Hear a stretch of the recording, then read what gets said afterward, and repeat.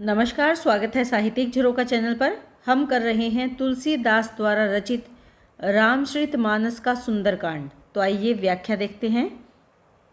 अब से पहले जो हमने व्याख्या भाग किया है उसमें हमने जाना कि राक्षस क्या निर्णय करते हैं। हनुमान की पूंछ में आग लगा दी जाए, क्योंकि जो हनुमान जी हैं वो रावण के दरबार में बंदी के रूप में है। विभीषण उन्हें मारने से रोकते हैं, क्योंकि अगर नियम के अनुसार देखें तो दूत को मारना अपराध माना गया है।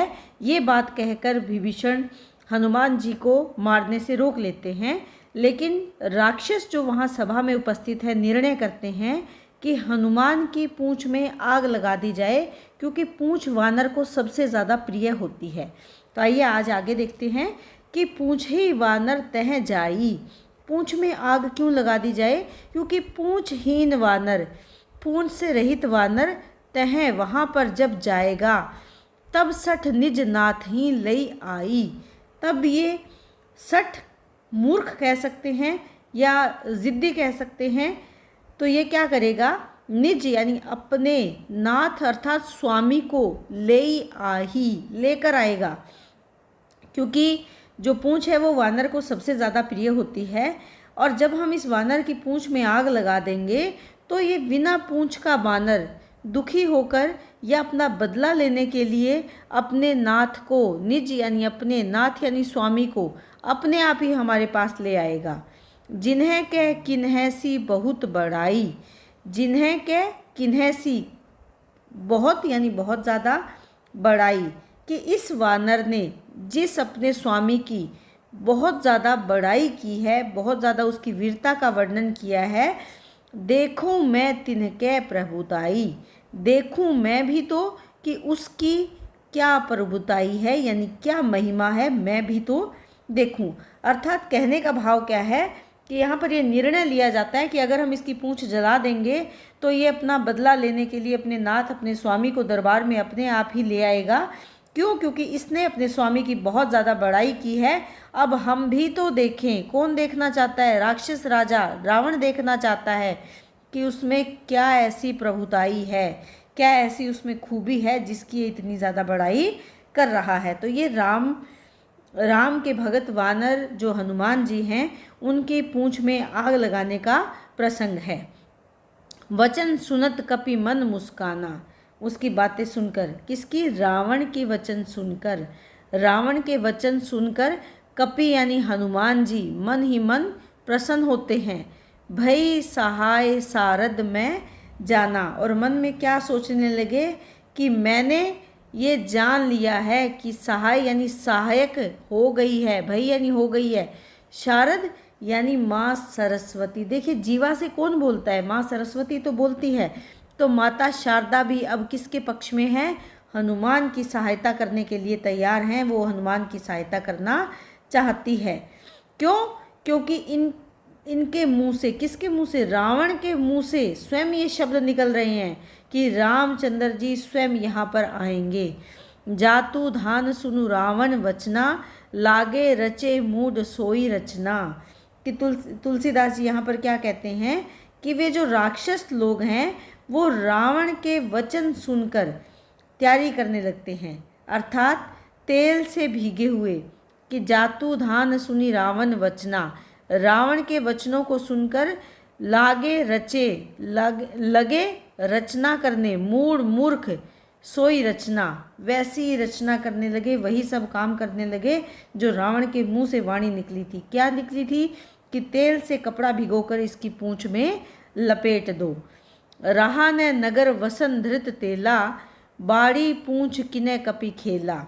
यहाँ पर कि उस समय हनुमान जी ने ऐसा खेल किया कि रहा न नगर, क्योंकि उनकी अपनी जो पूंछ है वो इतनी लंबी बढ़ा दी कि जिसमें लपेटने के लिए वसन, उस नगर में न यानी नहीं रहा। क्या नहीं रहा? वसन यानी वस्त्र, घृत तेला, और जो तेल, घी या जो उसको चिकना करने के लिए जो भी वो तरल पदार्थ लगा रहे थे, चाहे वो धृत है यानी घी है, चाहे वो तेल है, और उसमें लपेटने के लिए कपड़ा, कुछ भी। बाड़ी पूंछ कपि कीने कपि खेला, बाड़ी बढ़ा दी अपनी पूंछ को, कीने किया कपि वानर, हनुमान जी ने खेला खेल। क्या खेल किया कि इतनी लंबी पूंछ बना दी उन्होंने कि उस पर लपेटने के लिए ना तो कपड़ा बचा नगर में, ना ही तेल और घी भी शेष बचा। कौतुक कह आए पुरवासी, पुरवासी यानी नगर के लोग, कौतुक कौतूल के कारण, मारही चरण करहूँ बहु हांसी, और उसको देख देख कर अपने चरण पटक पटक कर हंसी करने लगे। सब खूब हंसने लगे उस जो हनुमान है रावण के दरबार में, उनकी इस लीला को देखकर नगरवासी खूब हंसने लगे। बाजई ढोल देही सब तारी, और अनेक ढोल बज रहे थे वहाँ पर, और उन ढोलों को सुनकर देही सभी लोग ताली दे रहे थे। नगर फेरी पुनि पूंछ पर जारी, उन्होंने हनुमान जी को नगर में फेरा यानी नगर में घुमाया, फिर उनकी पूंछ में परजारी जला दी, अग्नि लगा दी।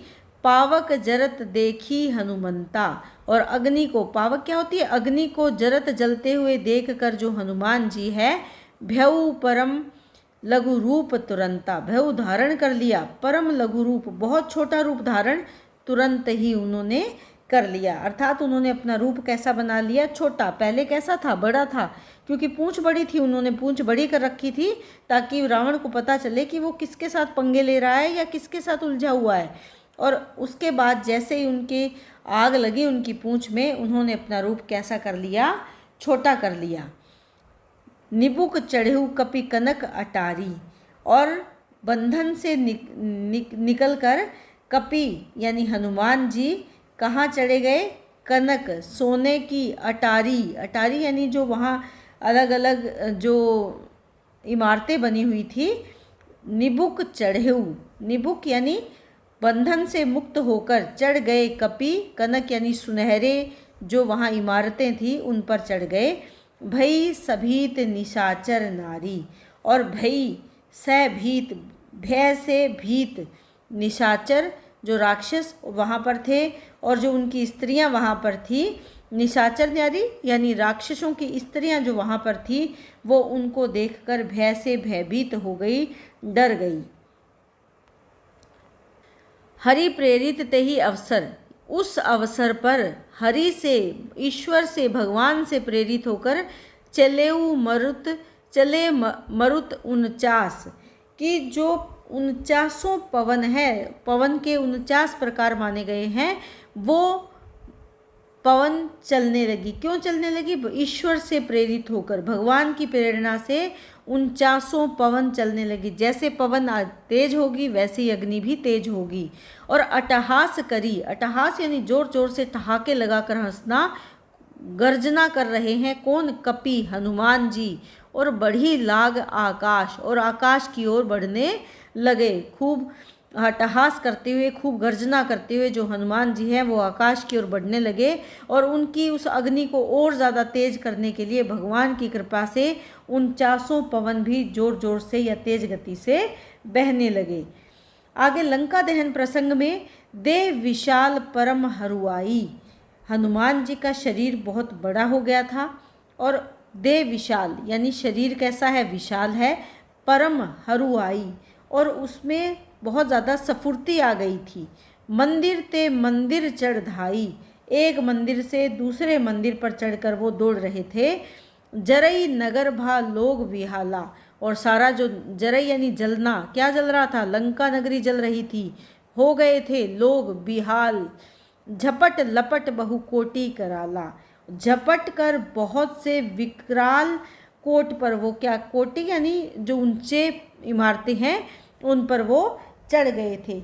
यहाँ पर सारी नगरी जलने लगी थी क्योंकि हनुमान जी एक इमारत से दूसरी इमारत पर बहुत ही स्फूर्ति से, परम हरुआई यानी बहुत ही स्फूर्ति से, बहुत ही तेज गति से एक स्थान से दूसरे स्थान पर छलांग लगा रहे थे, उछल रहे थे। तात मातु हाँ सुनई पुकारा, और सब लोग पुकार करने लगे कि हे तात, हे माता, तात पिता, मातु माता, सुनो पुकार, हमारी आवाज़ सुनो। यही अवसर को हमें उबारा, और इस अवसर से हमें उबार लो, हमारा उद्धार करो, हमें कौन इस अवसर पर बचाएगा। हम जो कहा यह कपि नहीं हुई, वानर रूप धरे सुर कोई।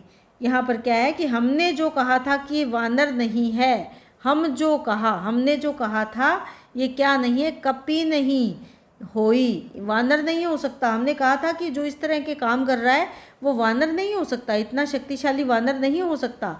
वानर का रूप धारण कर रखा है किसने, सुर कोई, किसी सुर ने वानर का रूप धारण कर लिया है और वो इस नगरी में आ गया है। ऐसा कौन कर रहे हैं, वहाँ की जनता शोर मचा रही है, क्योंकि सबने कहा था कि इतना शक्तिशाली, इतना विशाल और इतना लघु रूप धारण करने वाला कोई सामान्य वानर नहीं हो सकता। साधु अवज्ञा कर फलु ऐसा, जरई नगर अनाथ कर जैसा।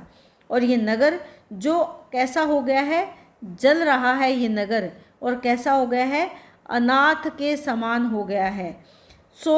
तो जो साधु पुरुषों की अवज्ञा करता है, अपमान करने का फल कर फल ऐसा ही फल प्राप्त होता है। यानी जो साधु प्रवृत्ति के लोगों के बात को नहीं मानता, उनकी बात की अवज्ञा करता है, उसको ऐसा ही फल मिलता है। कैसा फल मिलता है, जल जाता है नगर, और बिल्कुल कैसे, अनाथ होकर, कि इतना बड़ा, इतनी सुनहरी नगरी, इतनी शक्तिशाली नगरी भी अनाथों की भांति जलने लगती है। जारा नगरू निमीष एक माही, जला दिया सारा नगर, सारी जो लंका है, निमीष एक क्षण में ही, एक विभीषण कर ग्रह नाही। केवल एक विभीषण का ग्रह था, घर था, जो अब तक जला नहीं था, क्योंकि विभीषण से हनुमान पहले ही मिल चुके थे और वो ये जानते थे कि विभीषण कौन है, ये राम भगत हैं। तो उनका घर एक ऐसा घर था जो अब तक नहीं जला था, बाकी पूरी लंका धू धू करके जल रही थी। ताकर दूत अनल ते ही सिरिजा, जरा न सोते ही कारण गिरिजा। यहाँ पर महादेव जी कहते हैं कि हे पार्वती, जिन्होंने अग्नि को बनाया है, ताकर दूत अनल जेहि सिरिजा, जिन्होंने अनल यानी अग्नि को बनाया है उसके दूत हैं। जरा न सोते ही कारण गिरिजा, इसी कारण से उसका घर नहीं जला। क्यों, दूत यानी भगत हैं, किसके, जिन्होंने अग्नि, अनल का जिसने सृजन किया है, अनल का जिसने, या अग्नि का जिसने सृजन किया है, निर्माण किया है। जरा न सोते ही, यही कारण है कि नहीं जला गिरिजा। तो वो यहाँ पर गिरिजा यानी पार्वती से कह रहे हैं, क्या कह रहे हैं, शिव कह रहे हैं, महादेव कह रहे हैं पार्वती से कि विभीषण का घर क्यों नहीं जला, क्योंकि विभीषण उसी राम के दूत हैं, उसी राम के उपासक हैं, उसी राम के भक्त हैं, जिन्होंने अग्नि का निर्माण किया है या अग्नि को बनाया है। यही कारण है कि उनका घर अब तक नहीं जला। उल्टी पलटी लंका सब जारी, हनुमान जी ने उल्ट पलट कर एक ओर से दूसरी ओर, दूसरी ओर से पहली ओर कूद कूद कर सारी लंका जला दी। कूदी परा पुनि सिंधु मझारी, और फिर कूद पड़े कहाँ पर, सिंधु में जाकर, समुद्र के अंदर कूद पड़े। किस लिए, अपनी पूंछ की अग्नि को बुझाने के लिए। सारी लंका को उलट पलट कर जला दिया और उसके बाद अपनी पूंछ को, कूदी परा कूद पड़े, पुनि फिर सिंधु में झारी, सिंधु में जाकर कूद पड़े। किस लिए, अपनी पूंछ की अग्नि को शांत करने के लिए। पूंछ बुझाई खोई श्रम धरी, लघु रूप बहोरी, जनक सुता के आगे ठाठ भऊ कर जोरी। कि पूंछ की अग्नि को बुझाकर, खोई श्रम अपनी थकान को दूर करके, धरी लघु रूप धारण करके, छोटा रूप, बहोरी फिर से, कि पहले क्योंकि वो छोटे रूप में थे, फिर बड़ा रूप धारण कर लिया जब अग्नि उनके पूंछ को लगा दी गई। लेकिन अब जब सारी लंका जल गई तो उन्होंने अपनी पूंछ की अग्नि को बुझाया, समुद्र के जल में जाकर अपने शरीर की थकान को दूर किया और फिर से छोटा रूप धारण करके जनक सुता, जनक पुत्री माता सीता के आगे ठाए भऊ, ठाट भऊ, भऊ कर जोरी, खड़े हो गए सीता के आगे हाथ जोड़कर। हनुमान जी फिर से सीता माता के पास पहुंच गए। मातु मोहि दीने दीजिए कुछ चीना, और क्या कहने लगे माता से कि हे माता, मुझे, मोहि यानी मुझे, दीजिए, दे दो कुछ चिन्हा। चिन्हा का तात्पर्य क्या है? निशानी।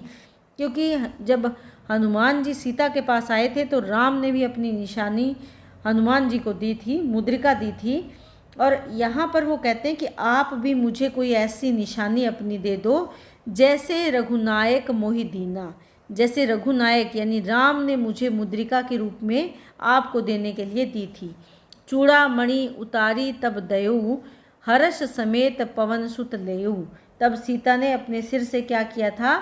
चूड़ामणि उतार कर, जो सिर में आभूषण धारण किया जाता है चूड़ामणि का, वो उतार कर दे दिया और उसे लेकर हर्ष समेत, हर्ष यानी प्रसन्नता समेत पवन सुत ने उसे ले लिया, उसे स्वीकार कर लिया। केहू तात अस मोर प्रणामा। और सीता जी राम के लिए संदेश क्या देती है? हनुमान से कहती है कि हे पुत्र, अस मोर परिणामा, कि मेरा परिणाम उन्हें जाकर कहना। सब प्रकार प्रभु पूर्ण कामा।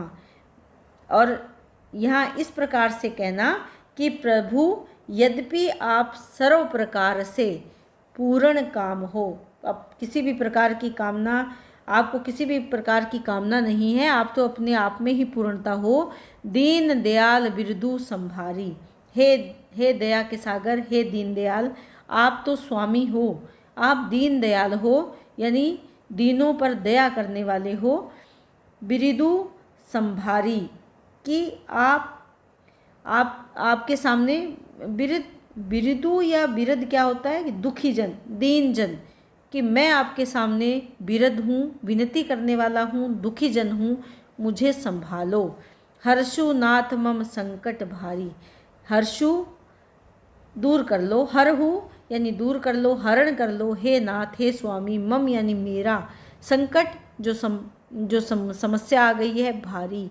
यहाँ पर कौन कह रहा है? माता सीता कह रही हैं। किससे कह रही हैं? हनुमान जी से, कि तुम जाकर उन्हें मेरा प्रणाम कहना और उन्हें कहना कि आप तो अपने आप में ही पूर्णता की प्राप्ति किए हो, आप अपने आप में ही पूर्ण हो, दीनों के दयाल हो, दीनों के स्वामी हो, तो आप मुझ दुखी को भी संभालो और मेरे संकट, जो मेरे जीवन में एक भारी संकट आ गया है, महासंकट आ गया है, उस संकट को हे नाथ आप दूर करो।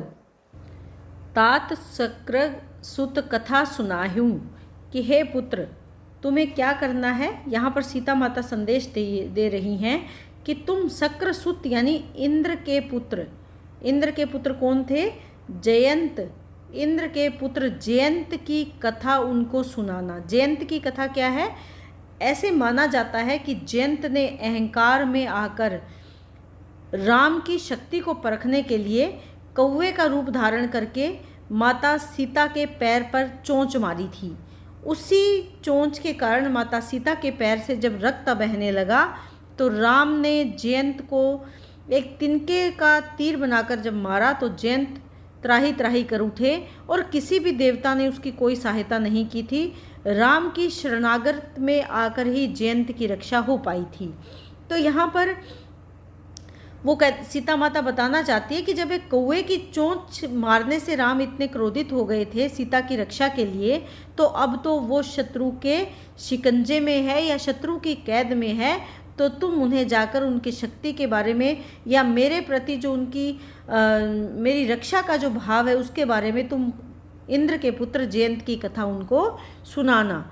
बाण प्रताप प्रभु समझाही, कि उनके बाण में कितना प्रताप है, कितनी शक्ति है, ये तुम प्रभु को समझाहू, कि समझाना।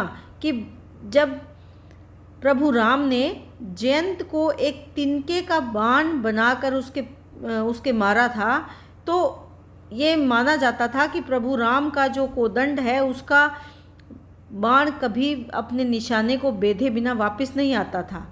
तो यहाँ पर उसी बाण की महिमा का, उसी बाण के प्रताप का यहाँ पर माता सीता वर्णन कर रही हैं।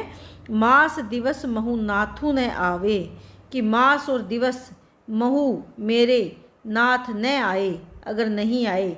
यहाँ पर वो क्या कह रही है कि अगर आप 1 महीने के भीतर नहीं आए तो पुनि मोहि जियत नहीं पावा, तो अब वो मुझे दोबारा से जीवित नहीं पा सकेंगे या जीवित नहीं पाएंगे। तो यहाँ माता सीता अपने अपनी जो उनकी बेबसी है या उनकी जो चिंता है, उनके मन में जो भाव है, उसको अभिव्यक्त करते हुए कह रही हैं कि अब तुम जाकर, हनुमान जी से कहती हैं कि तुम जाकर राम को उनकी शक्ति के बारे में अवगत करवाओ, उनकी शक्ति का एहसास उन्हें करवाओ और उन्हें ये संदेश देना कि वो अगर 1 महीने में मुझे लिवाने के लिए नहीं आते हैं या 1 महीने के अंदर यहाँ लंका में नहीं पधारेंगे तो वो मुझे जीवित नहीं पाएंगे। कहू कपि केहि विधि राखो प्राणा। यहाँ सीता जी को हनुमान जी के जाने का दुख है, तो वो क्या कहती है कि हे तात, कहना अब मैं अपने प्राणों को केहि विधि, किस तरीके से रखूं, कि मैं अपने प्राणों को किस प्रकार रखूं। कहू कपि, कि हे कपि जाकर कहना, तुमहु तात कह अब जाना, क्योंकि तुम भी अब जाने को कह रहे हो। तुमहु तात, कि हे तात, हे पुत्र, अब तुम भी कह रहे हो कि अब मुझे जाना है। तो ही देखी शीतल ही भई छाती, तुम्हें देखकर मेरी छाती कैसी हो गई थी, ठंडक अनुभव कर रही थी, शीतल हो गई थी। अर्थात मेरी छाती में थोड़ी शीतलता का अनुभव हुआ था, शांति का अनुभव हुआ था।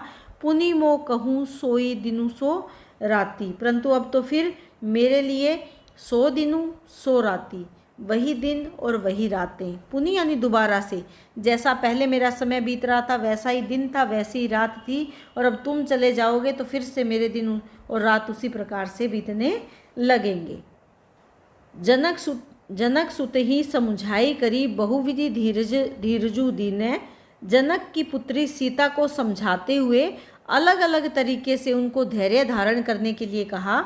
चरण कमल सिरु नाई कपि, गवनु राम पुनि कीन्हे। और माता सीता के जो चरण कैसे हैं, कमल के समान सुंदर जो उनके चरण हैं, उनमें सिरु नाई, शीश नवाकर, कपि गवन करते हैं, चले जाते हैं, रवाना होते हैं वहाँ से। कहाँ पर? राम पही कीन्हे, रामचंद्र जी के पास जाने के लिए वहाँ से रवाना हो जाते हैं। चलत महाधुनि गरजेसी भारी, गर्भ सर्वही सुनी निशिचर नारी। हनुमान जी जब लंका से वापस आते हैं तो क्या है, जाते समय हनुमान जी क्या करते हैं, महाधुनि गर्जसी, महान धुन उत्पन्न करते हैं। किसकी? गर्जना की, यानी उनकी गर्जना की भारी आवाज़ चारों ओर गूंजने लगती है, जिसे सुनकर गर्भ सर्वही सुनी निशिचर नारी, कि गर्भ सर्वही, उनकी वाणी को सुनकर वो क्या है, गर्भ गिर गए, या यह कह सकते हैं कि उनका घमंड चूर चूर हो गया। किसका? जो निशिचर नारियां थी उनका अहंकार दूर हो गया, या किसी ने अगर गर्भ धारण कर रखा था तो वो भी समाप्त हो गया। नागी सिंधु एही पारही आवा, शब्द किली किला कपही सुनावा। समुद्र को लांघकर, यानी नागी सिंधु एही, इस पार जब आ जाते हैं उस समय उन्हें किलकिला यानी हर्ष की ध्वनि के शब्द सुनाई देते हैं। और वो किसके? कपिन हैं, यानी वानरों के। जो वहाँ पर वानर इकट्ठे हो रहे थे, वानर सेना के जो सैनिक थे, उनके हर्ष की ध्वनि के शब्द उनको सुनाई देते हैं। राका दिन पूछेऊँ हनुमंता, हनुमान जी जब लंका से लौटकर कार्तिक की पूर्णिमा के दिन, राका दिन पहुँचेऊँ हनुमंता, राका के दिन यानी पूर्णिमा के दिन जब वहाँ पहुँचते हैं, धाए धाए कापी मिले तुरंता, और धाए धाए दौड़ दौड़ कर, कापी यानी वानर आकर तुरंत उनसे मिलने लगते हैं। हनुमान जी के आने पर सब प्रसन्न हैं। और उस दिन क्या है? राका दिन, चंद्रमा का दिन है, यानी पूर्णिमा का दिन है, चांदनी रात है। ऐसे में सभी हनुमान जी से दौड़ दौड़ कर, धाए धाए सभी कपि, सभी वानर आकर उनसे मिलने लगते हैं। हर्षे सब विलोकी हनुमाना, हर्षे प्रसन्न हो जाते हैं सब देखकर, किसको? हनुमान जी को।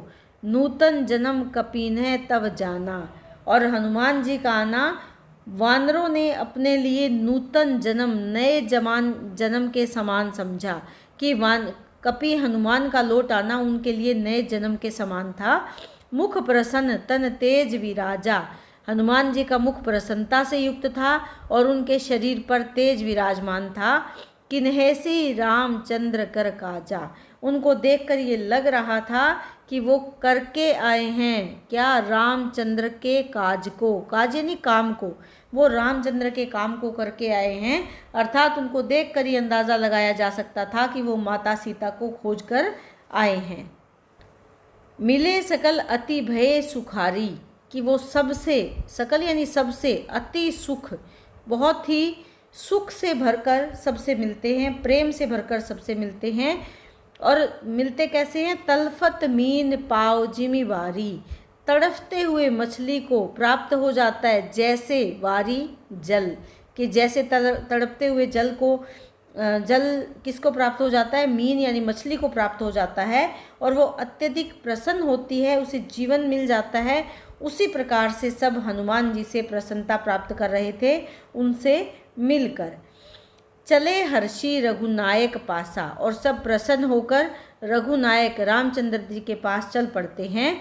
पूछत कहत नवल इतिहासा, पूछते हैं और बताते हैं नवल नए इतिहास के बारे में, कि वहाँ पर जो भी घटनाएं घटित हुई, इतिहास क्या है, जो क्षण बीत चुका है। तो यहाँ पर जो लंका में हनुमान जी का जो समय बीता, उस नए इतिहास के बारे में सब उनसे पूछते हैं और सब पूछते हुए क्या कहते हैं कि चलते हैं कहाँ, रघुनायक के पास, रामचंद्र जी के पास सब चल पड़ते हैं। तो इसी के साथ उम्मीद करती हूँ कि आपको ये सुंदरकांड बहुत अच्छे से समझ में आ रहा है। इसके पहले भी मैं काफ़ी वीडियो बना चुकी हूँ, उनका लिंक मैं इस वीडियो के डिस्क्रिप्शन में डाल दूँगी, तो आप वहाँ से कर सकते हैं। इसी तरह जुड़े रहें। बहुत बहुत धन्यवाद।